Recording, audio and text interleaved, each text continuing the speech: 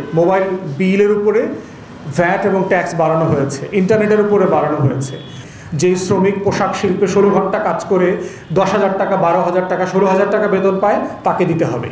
গরিব মানুষের উপরে চুষে ফকির করে দেবার একটা বাজেট হচ্ছে এই ট্যাক্স কালেকশনের পরিকল্পনা দেখলে বোঝা যায়। আমাদের এই মান্যবর আওয়ামী লীগের সভানেত্রী দিল্লিতে গেছে মোদির সরকার শপথ গ্রহণ অনুষ্ঠানে। তার যদি ন্যূনতম দেশের প্রতি ভালোবাসা থাকতো, তার এখন কুয়ালালামপুর যাওয়ার কথা ছিল, মালয়েশিয়া যাওয়ার কথা ছিল। বাংলাদেশের 30,000 শ্রমিক মালয়েশিয়া যেতে চায়, এমন ভিসা নিয়ে সকল টাকা পরিশোধ করে টিকিট কিনে বসে আছে, যেতে পারছে না। বিমান নাই, 31 তারিখের মধ্যে সব ফ্লাইট শেষ হয়ে গেছে।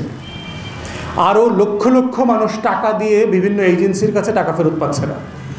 তাহলে দেখেন যে বাংলাদেশ রাষ্ট্র যে মাফিয়াদের হাতে নিয়ন্ত্রিত হচ্ছে, যে ঔপনিবেশিক সরকারে আমরা পরিণত হয়েছি, তার অগ্রাধিকার কোথায়?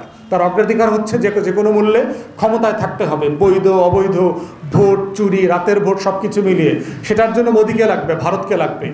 আর 30,000 শ্রমিক, ও তো রাস্তার কুকুর বিড়ালের মতো, মরে গেলে যাবে, বাঁচলে বাঁচবে, আত্মহত্যা করলে আত্মহত্যা করবে, ঋণের সুদ দিতে না পারলে ঋণের সুদ দেবে না, ওর বাবা মা ওরে মারবে, জমির টাকা দিতে পারবে না। সো হোয়াট, কি যায় আসে?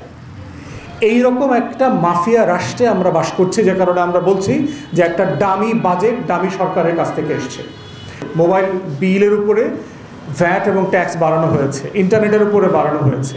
আপনি যদি 100 টাকার মোবাইল ইন্টারনেট এবং এটা সেবা পেতে চান, কল টাইমের সেবা পেতে চান, তাহলে আপনাকে 139 টাকা খরচ করতে হবে। আপনি যদি 100 টাকা রিচার্জ করেন, আপনি আসলে 61 টাকার একটা সার্ভিস পাবেন। এটা হচ্ছে অগ্রাধিকারের জায়গা। আপনি যদি বিমান কেনেন, বিমানের যন্ত্রাংশ কেনেন, তাহলে আপনাকে আবার কোনো ট্যাক্স দিতে হবে না। তাহলে বুঝতে পারছেন যে মানে যারা চুরি করেছে তাদেরকে কিভাবে লিয়ে দিচ্ছে, যে তুমি যদি টাকাটা এখন বিমানের দিকে ইনভেস্ট করো। 10টা বোয়িং কেনার আলোচনা চলছে, এয়ারবাস কেনার আলোচনা চলছে, আপনারা জানেন। তো কোথার থেকে টাকা আসবে এবং কে কোন চুরির টাকাটা কোথায় লুট করে ইনভেস্ট করবে, তার সিগন্যাল হচ্ছে এই বাজেটে বলে দেওয়া আছে। এরপরে দেখেন যে ট্যাক্স কালেকশনের যে প্ল্যান করা হয়েছে, যে 8 লক্ষ কোটি টাকা আমি খরচ করব, কোত্থেকে আসবে?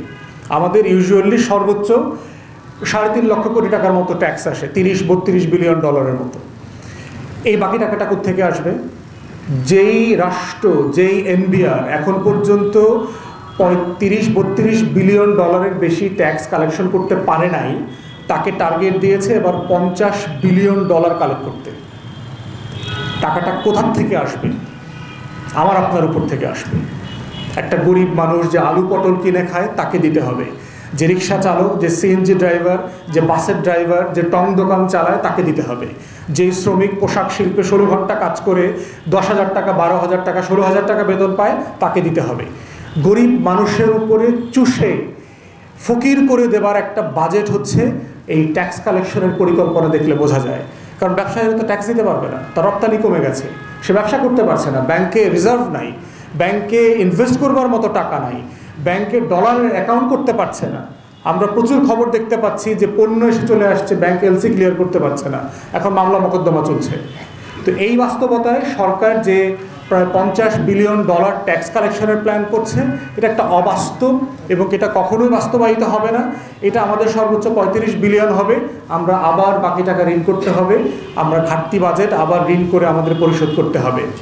সরকার আইএমএফ থেকে 4.7 বিলিয়ন ডলারের একটা ঋণ চুক্তি করেছে, যেটার 2টো কিস্তি ইতিমধ্যে বাংলাদেশকে দিয়ে দেওয়া হয়েছে। গত মাস 2 আগে আপনারা দেখলেন যে আইএমএফের একটা ডেলিগেশন টিম আসছে বাংলাদেশে।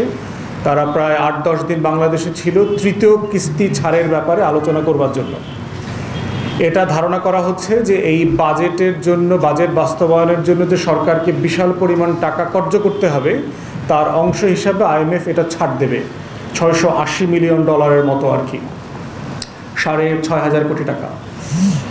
তো সেই বাস্তবতায় দেখতে হবে যে বাংলাদেশ সরকার যে সকল পদক্ষেপ নিয়েছে এই বাজেটের মধ্য দিয়ে, যেগুলো করতে চাচ্ছে, আইএমএফের অনেকগুলো রিকমেন্ডেশন সেখানে বাস্তবায়িত হচ্ছে। আইএমএফের অনেকগুলো রিকমেন্ডেশন, ভালো রিকমেন্ডেশন আছে।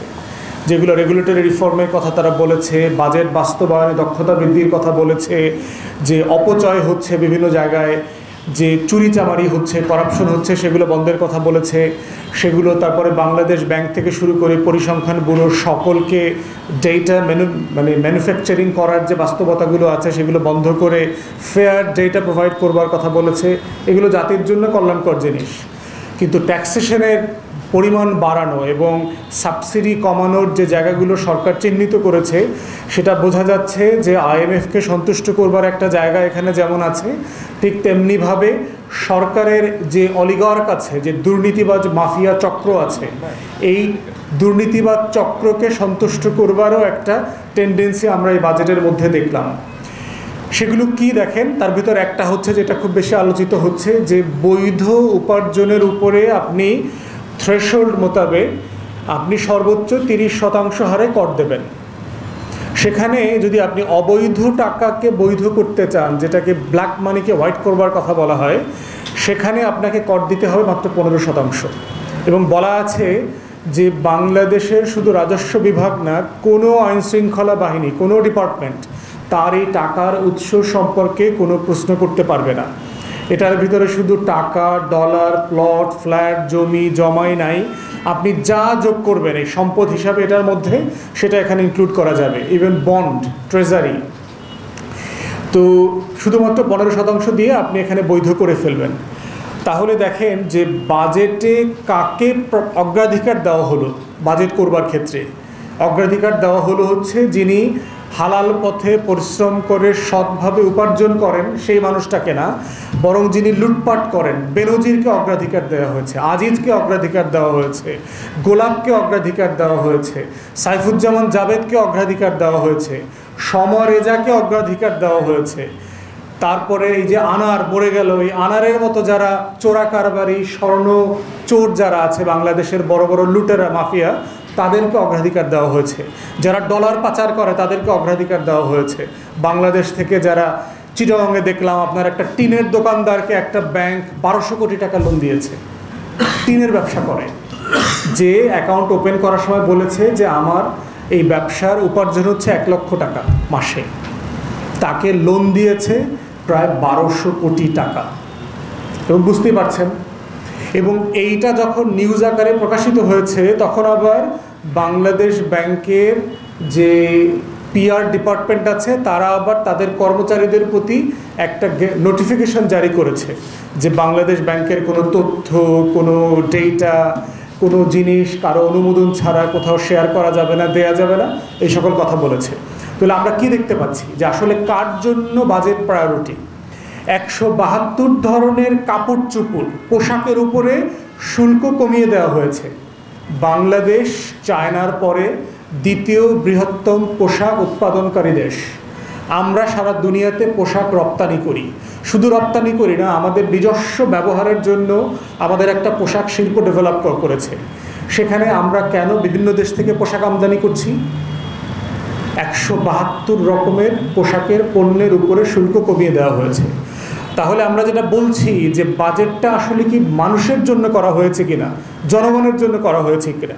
এবং আমরা বারবার বলেছি যে একটা অনির্বাচিত ডামি সরকার কখনো মানে জনগণের জন্য বাজেট দিতে পারবে না, কারণ সে যাদের দ্বারা নির্বাচিত, যে সকল অলিগার্ক, যে সকল ক্ষমতাবান লুটেরারা, মাফিয়ারা তাকে ক্ষমতায় বসিয়েছে এবং ক্ষমতায় রেখেছে, সে শুধু তাদের জন্যই বাজেট তৈরি করছে এবং এই বাস্তবতাটা চলমান আছে।